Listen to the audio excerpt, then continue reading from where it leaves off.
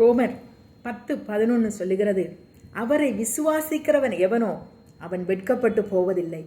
இயேசுவை விசுவாசிக்கிறவன் எவனோ அவன் வெட்கப்பட்டு போவதில்லை என்று சொல்லி நல்ல ஒரு அருமையான வார்த்தை ரோமர் 10:11 இருக்கிறது.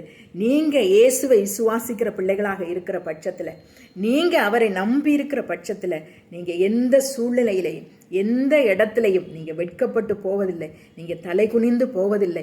எப்படிப்பட்ட சூழ்நிலை உங்கள் மத்தியிலே கடந்து வந்தாலும், ஹல்லேலூயா, எவ்வளவு நெருக்கங்கள் உங்கள் வாழ்க்கையை நெருக்கினாலும், நீங்கள் ஒரு அமுழ்க்கப்பட்ட சூழ்நிலை, ஒரு தாழ்த்தப்பட்ட நிலைமையில், ஒரு மூழ்கி போகிற ஒரு நிலைமையில் நீங்கள் இருந்தாலும் இயேசு உங்க கூட இருக்கிறார் என்பதை மறந்து விடாதீர்கள். அவரை விசுவாசிக்கிற நீங்கள் ஒருபோதும் வெட்கப்பட்டு போகாதபடிக்கு அவர் உங்களுடைய நிந்தனைகளை, அவமானங்களை, வெட்கங்களை நீக்கி அவர் உங்களை தூக்கி நிறுத்துகிற தெய்வமாய் இருக்கிறார். காலூன்றி எழுந்து நிற்கும்படி, தலை நிமிர்ந்து நிற்கும்படி உங்களை ஆசீர்வதிக்கிற தெய்வம் அவர்தான் இயேசு கிறிஸ்து. ஏசப்பா எனக்கு உதவி செய்யுங்கன்னு சொல்லுங்க. ஏசப்பா என்னை ஆசீர்வதிங்கன்னு சொல்லுங்க. இந்த சூழ்நிலையில நான் இருக்கேன்ப்பா, இந்த நெருக்கத்துல நான் இருக்கேன்ப்பா, இந்த கவலையில நான் இருக்கேன்ப்பா, இந்த காயம் என்னுடைய இருதயம் காயப்பட்டு போய் இருக்கிறது ராஜா, என் உள்ளம் காயத்தினால் நிரம்பி வேதனையால் நிரம்பி இருக்கிறது, என் சரீரத்தில் இந்த பலவீனம் இருக்கிறது, எனக்கு இவ்வளவோ சோதனைகள்ப்பா, என் குடும்பத்தினால நான் வெறுக்கப்படுகிறேன், ஒதுக்கப்படுகிறேன், என்ன சூழ்நிலையா இருந்தாலும் ஏசப்பா கிட்ட சொல்லுங்க. மனிதர்கள்ட்ட நீங்க சொன்னீங்கன்னா அது அந்த நேரத்துக்கு ஒரு 2 ஆறுதல் வார்த்தையை சொல்லுவார்களே தவிர அதை விட்டு அப்படியே கடந்து வரும்போது உங்களுடைய பிரச்சனையை அவர்கள் நினைத்து பார்ப்பார்களான்றது கூட தெரியாது.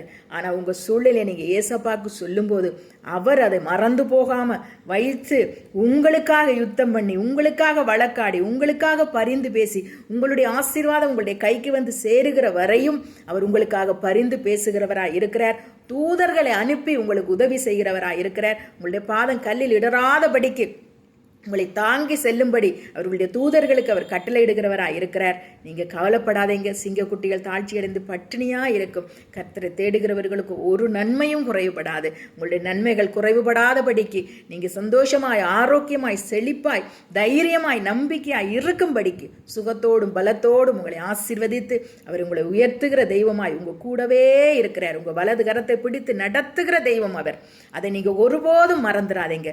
கர்த்தர் என் பக்கத்தில் இருக்கும்போது எனக்கு முன்பாக நிற்பவன் யார் என்று சொல்லி, அப்பா நீங்க எப்பொழுதும் தைரியமா நீங்க சொல்லணும். கர்த்தர் என் பட்சத்தில் இருக்கும்போது நான் எதற்கும் பயப்பட மாட்டேன், யாருக்கும் பயப்பட மாட்டேன். அவர் என் கூட இருப்பார், அவர் என்னை ஆசீர்வதிப்பார், அவர் என்னை தைரியப்படுத்துவார், அவர் என்னை உற்சாகப்படுத்துவார், நான் விழுந்து கிடந்தாலும் என்னை எந்திரிச்சு ஓட வைப்பார் என்ற நம்பிக்கையோட இருங்க.